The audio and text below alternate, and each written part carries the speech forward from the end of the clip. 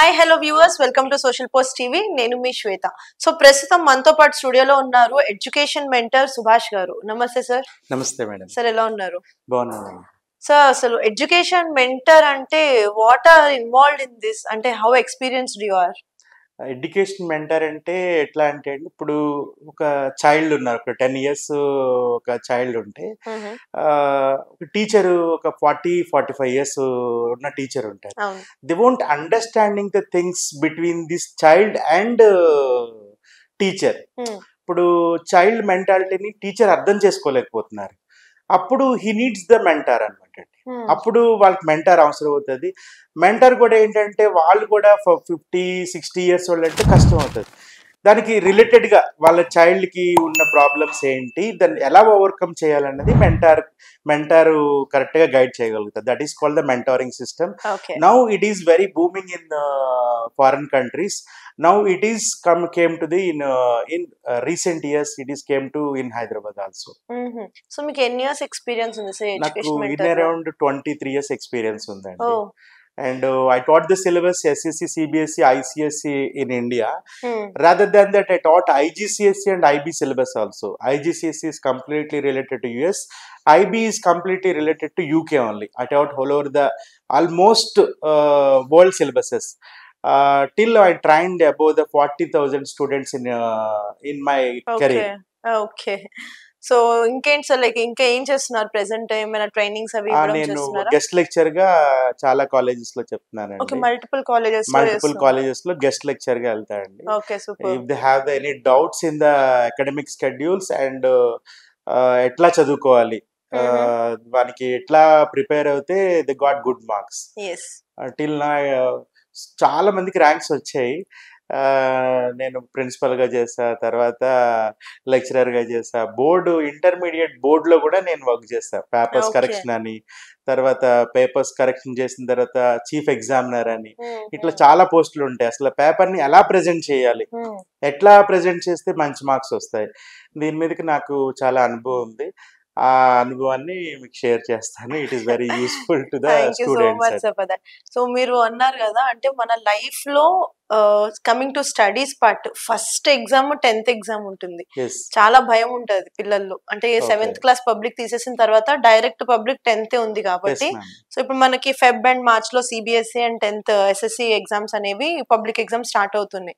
So వీళ్ళ గురించి మాట్లాడదాం సార్. అంటే ఫస్ట్ మనకి ఎగ్జామ్ ఫియర్ ఇక్కడ పోతుంది, ఫస్ట్ స్టేజ్ ఆఫ్ దాట్ కాబట్టి ఫస్ట్ టైం టేబుల్ దగ్గర నుంచి స్టార్ట్ చేద్దాం. ఒక స్టూడెంట్ టైం టేబుల్ వేసేసుకుంటారు, ఒక A4 షీట్ వేసుకుని మంచిగా పెన్సిల్ డ్రా చేసుకుని, కానీ ఆ టైం టేబుల్ ని ఎఫెక్టివ్ గా, టైం టేబుల్ స్ట్రాటజీ ఎఫెక్టివ్ గా ఉండి వాళ్ళు దాన్ని ఫాలో అవ్వాలంటే ఏం చేయాలి?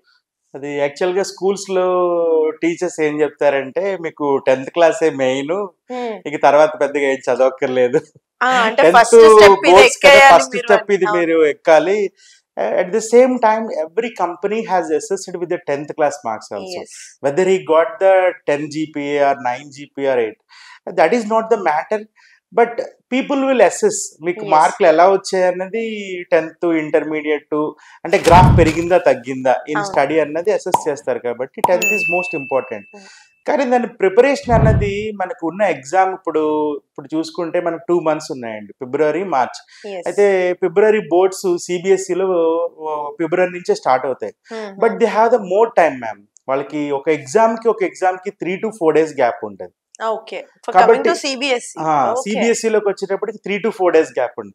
ఎస్ఎస్సిలో మీకు అలా గ్యాప్ ఉండదు. ఈ రోజు ఎగ్జామ్ ఉంటే 1 or 2 days లోనే మళ్ళీ నెక్స్ట్ ఎగ్జామ్ ఉంటుంది. కాబట్టి ప్రిపరేషన్ అన్నది మనం చాలా జాగ్రత్తగా ప్రిపేర్ అవ్వాలి. అయితే మనం ప్రిపేర్ అవుతూ ఉంటాం. స్కూల్లో ఏంటంటే ఎప్పుడు ఇచ్చిన క్వశ్చన్స్ ఇస్తారు. ఇప్పుడు మేము ఇంపార్టెంట్ క్వశ్చన్స్ ఇస్తే ఒక 10 questions ఇస్తే మోస్ట్ ఇంపార్టెంట్ ఇవ్వండి, ఇంకా మోస్ట్ ఇంపార్టెంట్, ఇంకా 3 star క్వశ్చన్స్ ఉన్నాయని. అట్లా 3 star 4 star క్వశ్చన్స్ కాకుండా అసలు ముందు కాన్సెప్ట్ ప్రిపేర్ అవ్వాలి ఎప్పుడు కూడా. ఇప్పుడు రియల్ నెంబర్స్ తీసుకోండి మేడం. రియల్ నెంబర్స్ లో అసలు రియల్ నెంబర్ అంటే తెలియాలి వాడికి. ఏంటి రియల్ నెంబర్ అంటే ఏంటి, హోల్ నెంబర్ అంటే ఏంటి, ఎక్కడి నుంచి స్టార్ట్ అవుతుంది. హోల్ నెంబర్స్ 0 నుంచి స్టార్ట్ అవుతాయి, రియల్ నెంబర్స్ 1 నుంచి స్టార్ట్ అవుతాయి. అసలు రియల్ నెంబర్ సిస్టమ్ అంటే ఏంటి, ఈ బేసిక్స్ తెలియకుండా వాళ్ళు ఏదో కొన్ని ఇంపార్టెంట్ క్వశ్చన్స్ చెప్తున్నారు ప్రతి స్కూల్లోని. ఆ ఇంపార్టెంట్ క్వశ్చన్ చదువుకోవడం, వెళ్ళిపోవడం. ఆ క్వశ్చన్ కనుక ట్విస్ట్ చేశారు అనుకోండి, they are not writing. Paper చాలా టఫ్ గా వచ్చింది, జంబుల్డ్ గా ఇచ్చినా గానీ వాళ్ళకి అసలు అర్థం అసలు అర్థం కాదు. అంటే యాజ్ ఇట్ ఈస్ ఇక్కడ అలాగా బై హార్ట్ చేసేసి వెళ్ళిపోయి ఆ క్వశ్చన్ రాలేదు కదా అనుకుంటున్నారు, అదే క్వశ్చన్ ని మార్చి ఇచ్చారు అన్నది వాళ్ళకి అర్థం చేసుకోవట్లేదు. ఇప్పుడు a+b² అంటే a² 2ab+b². నేను అదే √2+b² ఇచ్చామనుకోండి, దే ఆర్ కన్ఫ్యూజింగ్. ఇది మాకు సార్ చెప్పలేదు, సార్ చెప్పరు. That is called you have to apply the formula in that only. Maths is nothing but you have to apply that formula. ముందు formulas నేర్చుకోండి. ఇప్పుడు real numbers నేర్చుకుంటున్నారు, దాంట్లో ఎన్ని ఫార్ములాస్ ఉన్నాయి. పాలినామియల్స్ నేర్చుకుంటున్నారు, అందులో అసలు ఎందులో ఎన్ని ఫార్ములాస్ ఉన్నాయి, అసలు కాన్సెప్ట్ ఏంటి, మీరు గూగుల్ చేస్తే అన్ని దొరుకుతాయి, యూట్యూబ్లోని అన్ని దొరుకుతాయి. దాన్ని ఎలా ప్రిపేర్ అవ్వాలి. ఈరోజు మనం స్కూల్లో మామూలుగా 8 o'clock స్టార్ట్ అవుతే వాళ్ళు 7 o'clock దాకా అక్కడే ఉంచుతున్నారు. ఏం చేస్తారు 7 o'clock దాకా? పిల్లోడికి అంత స్ట్రెస్ అవసరం లేదు. ఇప్పుడు వాడికి బ్రెయిన్ ఎంత ఉంటుంది, వాడు మార్నింగ్ 8 నుంచి రాత్రి 8 దాకా చదవడానికి he's not a machine, he's not an computer. అంత టైం అక్కర్లేదు. వాళ్ళకి ఒక లిమిటెడ్ టైం పెట్టుకొని పంపించిన తర్వాత ఒక 4 o'clock 3 o'clock. దాంతోపాటు మనం పూర్వం అలా చదవలేదు, ఎందుకంటే 4:30 5 అయిపోతే they will go to the play ground. కాసేపు వెళ్ళి ఆడుకోవాలి ఫిజికల్ గాని. ఇవేమి లేకుండా ఓన్లీ చదువు చదువు చదువు అంటే హీ వోంట్ లిసన్. ఎఫెక్టివ్ గా టైం టేబుల్ అనేది ఎలా వీళ్ళు ప్రిపేర్ చేసుకోవాలి, సో దట్ వాళ్ళకి కంప్లీట్ స్టడీస్ అనే కాదు, స్ట్రెస్ అనే కాదు, గేమ్స్ అనే కాదు, ఎవ్రీథింగ్ మేనేజబుల్ ఉండేలాగా. స్ట్రెస్ తీసుకుంటారు ఆబ్వియస్లీ, ఎగ్జామ్ ఫోబియా ఉన్న వాళ్ళు చాలా స్ట్రెస్ తీసుకుంటారు. అది కూడా ఇన్ లిమిట్ లో, అంటే ఓవర్ స్ట్రెస్ అవ్వక్కర్లేదు. ఒక టైం టేబుల్ ని ఎలా డిజైన్ చేసుకోవాలి? మినిమం టైం టేబుల్ ఎలా అంటే వాళ్ళకున్న టైంని బట్టి వాళ్ళు 2 hours చదువుతారా 3 hours చదువుతారా. ఆ 2-3 hours లో వాళ్ళు ఒక్కొక్క సబ్జెక్ట్ కి 1/2 an hour పెట్టుకోవాలండి. ఒక 1/2 an hour పెట్టుకొని maths, physics, chemistry, maths, science, తర్వాత ఇంగ్లీష్. మిగతా లాంగ్వేజెస్ పార్ట్ ఎప్పుడైతే ఉందో లాంగ్వేజెస్ పార్ట్ ఎప్పుడు కూడా నియరెస్ట్ గా తీసుకోవాలి. బట్ టైం టేబుల్ నేను చెప్పేది అందరికీ ఒకటే వర్తించదండి.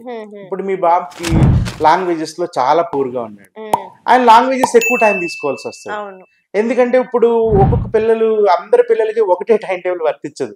ఎందుకంటే మ్యాథ్స్ బాగా చదివేసి ఉంటారు, కొంతమంది స్కూల్లోనే చేసేస్తారు.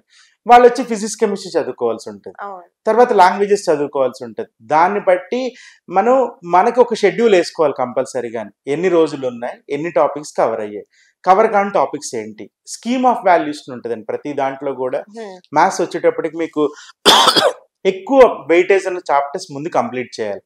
చాప్టర్స్ కంప్లీట్ చేయడం అంటే ఏదో ఇంపార్టెంట్ క్వశ్చన్ చదవడం కాదండి, అసలు analysis of the question important అనమాట. ఏమి ఇచ్చారు, మనం ఏం రాయాలని. కాబట్టి వాళ్ళు టైం చూసుకుని, ఇప్పుడు మీకు మ్యాథ్స్ బాగా వచ్చు అనుకోండి, మ్యాథ్స్, ఫిజిక్స్ మీరు బాగా చదువుతున్నారు, తర్వాత మిగతా ఏదైతే ఉందో బయాలజీ మీకు సరిగ్గా మీకు అర్థం కావట్లేదు, బయాలజీకి ఎక్కువ టైం తీసుకోవాలి. లాంగ్వేజెస్కి మిగతా తక్కువ టైం పెట్టుకుని మీరు డివైడ్ చేసుకోవాలి. 2 hours లో మీరు స్కెడ్యూల్ రాసుకుంటే ఆ స్కెడ్యూల్లో మీకు వచ్చిన టాపిక్స్ మ్యాథ్స్, సైన్స్ ఉంది కాబట్టి ఆ 2 తీసేసి బయాలజీకి తర్వాత ఇంగ్లీష్కి పెట్టుకోవాలి. మిగతా రిమైనింగ్ సోషల్. అలాగా మినిమం 2 hours స్కెడ్యూల్ వేసుకోవాలి. At the same time every Sunday you must right 1 exam, self exam. అది మీకు ఎగ్జామ్ రాయాలి, వాళ్ళ స్కూల్లో కాలేజీలో కూడా పెడతారు. పెట్టినప్పుడు కూడా ఏదో ఇంపార్టెంట్ కింద చదవడం కాకుండా దాన్ని మీరు సెల్ఫ్ అసెస్మెంట్ చేసుకోవాలి. నాకు ఈ టాపిక్ వచ్చింది అని మీరు సెల్ఫ్ అసెస్మెంట్ చేసుకుంటే then you can go for the another step. So ఇప్పుడు చాలా మంది ఫోకస్డ్ గా ఒక 2 hours కాన్సన్ట్రేషన్ అక్కడ కంప్లీట్ గా ఫుల్ ప్లేస్డ్ గా ప్రిపేర్ అయితే ఇనఫ్ ఆఫ్ టైం మనం చదువుకున్నాము సరిపోతుంది అని అంటారు కదా. కానీ స్కూల్లో చూస్తే ఒక 8 hours ఆఫ్ టైం చదివిస్తూ ఉంటారు, మళ్ళీ ఎక్స్ట్రా స్టడీ హార్స్ పెడతారు. ఎర్లీ మార్నింగ్ 4కి లేచి మీరు ఇవి చదువుకుని రండి, రివిజన్ చేసుకుని రండి అంటారు. అసలు పిల్లలు అనే వాళ్ళు ఎన్ని hours ఆఫ్ టైం స్టడీస్ మీద స్పెండ్ చేయాలి అని మీ ఉద్దేశంలో? యాక్చువల్గా స్కూల్లో ఇప్పుడు చదివించిన దానికి అక్కడ ఏంటంటే సరిగ్గా ఎగ్జాక్ట్ గా అక్కడ ప్రిపరేషన్ అవ్వట్లేదు. వాళ్ళకి ఏంటంటే మీరు చెప్పడమే కరెక్ట్గా చెప్తే దే విల్ అండర్స్టాండ్ దట్. స్కూల్లో ఏదైతే కాన్సెప్ట్ చెప్తున్నారో కాన్సెప్ట్ చెప్పట్లేదు అక్కడ. కాబట్టి ఆ కాన్సెప్ట్ మనం కొద్దిగా వీళ్ళు సెల్ఫ్ ప్రిపరేషన్ చేసుకోవాలి. స్కూల్లో అర్థం కాని టాపిక్స్ ఉంటాయి, టీచర్ అడిగినా కూడా మళ్ళీ they won't repeat some time at the time. అప్పుడు మీరు కాన్సెప్ట్ ని కొద్దిగా ప్రిపేర్ అయ్యి మినిమం 2 hours సరిపోద్ది మేడం. మినిమం ఏ సిలబస్ అయినా కూడా ఇప్పుడు దాకా ఆల్మోస్ట్ జూన్ నుంచి చదువుంటారు కాబట్టి అన్ని టాపిక్స్ కూడా ఒక 2 hours చదివితే సరిపోతుంది. మార్నింగ్ ఒక 1 hour, ఈవినింగ్ ఒక 1 hour చాలు.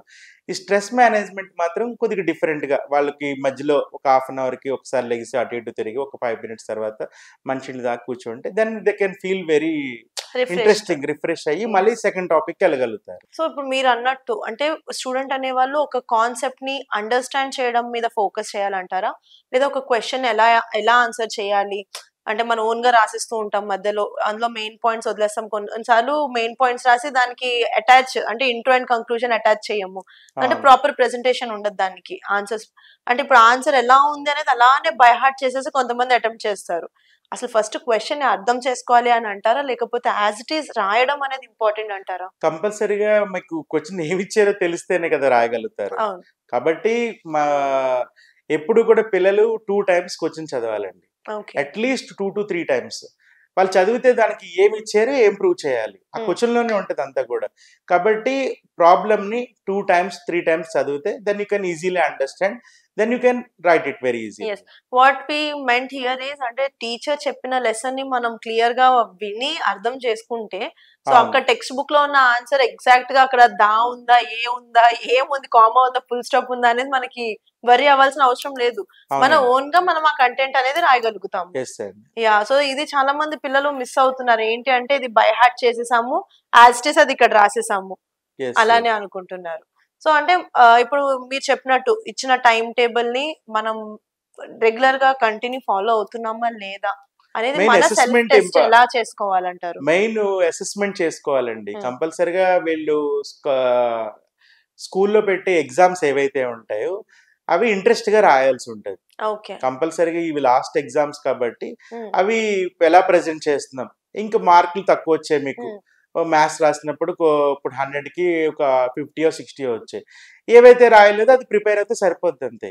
వచ్చిన టాపిక్ ని మళ్ళీ మళ్ళీ ప్రిపేర్ అవ్వాల్సిన అవసరం లేదు. కాబట్టి ఏదైతే రాదో అది ప్రిపేర్ అయితే సరిపోతుంది. ఇప్పుడు మనం రీల్స్ లో చూస్తూ ఉంటాం కదండి, పిల్లలు ఎగ్జామ్ కి ప్రిపేర్ అవుతూ ఉంటారు కానీ ట్రెండింగ్ సాంగ్ బుర్రలో రన్ అవుతూ ఉంటుంది, లేదా ట్రెండింగ్ డైలాగ్ రన్ అవుతూ ఉంటుంది, డైవర్షన్ స్టార్ట్ అయిపోతుంది.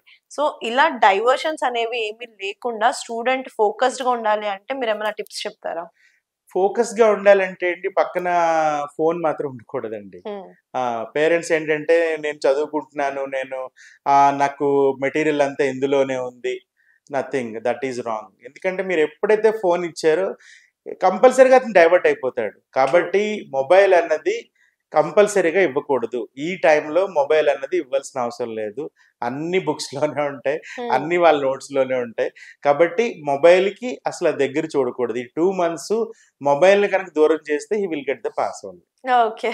సో అంటే కొంతమంది మాకు క్వశ్చన్ పేపర్ ఫోటో వాట్సాప్ లో పెట్టారు అది ఇది అంటారు కదా, సో వాళ్ళు ప్రింట్ అవుట్ తీసుకుని అసలు ఫోన్ అన్నది ఉండకూడదండి. ఎగ్జామినేషన్ లో బాగా ప్రిపేర్ అవ్వాలంటే అసలు మొబైల్ చూడకూడదు.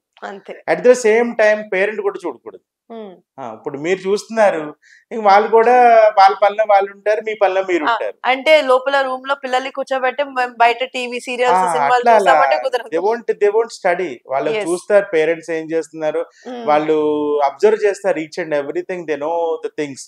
కాబట్టి పిల్లలు ఎగ్జామ్స్ ఉన్నాయంటే మనం కూడా ఆ టైంకి వచ్చి ఉండాల్సిందే, ప్రెజెన్స్ కంపల్సరీ. ట్రూ. మీరు మీ పిల్లోడు చదువుతున్నాడు, 8 to 10 స్టడీ అవర్స్ ఇచ్చేసారు, వాడిని రూమ్ లో పంపించేసి కాఫీ టిఫిన్ ఇస్తే పడుకుంటున్నాడో తెలియదు, చదువుతున్నాడో తెలియదు, లేదా రీల్స్ చూస్తున్నాడో లేదో తెలియదు, ఏం తెలియదు. కాబట్టి అసలు డోర్ బంద్ చేయడం అన్నది చాలా రాంగ్.